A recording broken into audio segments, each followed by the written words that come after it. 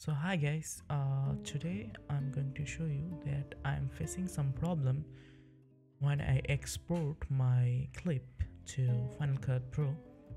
Then I realized that there is a problem when I export in the timeline. Like you can see in the media browser right now, it's look good. There is no problem, right? So when I selected and going to drop down in my timeline, then it's really messed up.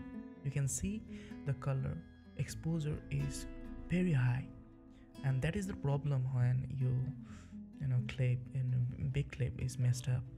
So how can we resolve this issue? So check it out right now. So that is pretty simple. uh, there is some tricks. Then go to the I button and you can see the setting option. Naturally it will be in your and is a basic, so I already changed it to settings. So click settings and go to color space override and click it and click recording 2020. Then voila, as the same clip right now, color is great right now as same as main clip.